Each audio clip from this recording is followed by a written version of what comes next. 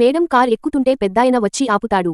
ఆమె మేనేజర్ తోసేసి, రేయ్ ఎవడ్రా నువ్వు, నీకు ఎంత ధైర్యం ఉంటే మా మేడంని టచ్ చేస్తావా? ఆవిడ ఎవరో తెలుసా అంటాడు. తెలీదు సార్, కాని మేడంకి నేను తెలుసు అంటాడు. నువ్వు తెలుసా? నీ మొహం ఎప్పుడైనా అద్దంలో చూసుకున్నావా? మేడం మీరు కంగారు పడకండి, వీడి సంగతి నేను చూసుకుంటా. ఇలాంటి వాళ్ళు వీధికి ఒకరుంటారు. మీలాంటి పెద్దవాళ్లు కనపడితే ఇలా దగ్గరికి వచ్చి అడిగితే డబ్బులు ఇస్తారని వీళ్ళు ప్లాన్ చేసి వస్తారు. రేయ్ పో ఇక్కడినుంచి వెళ్ళు అని అరుస్తాడు.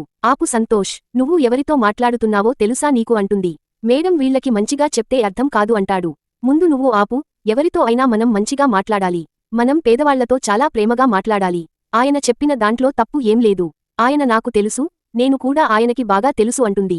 తర్వాత ఏం జరిగిందో చూసేముందు జాతీయ జెండాలో గ్రీన్ కలర్ కి మీనింగ్ ఏంటో తెలిస్తే వీడియోకి లైక్ చేసి ఆ రంగుకి అర్థం ఏంటో కామెంట్ పెట్టండి.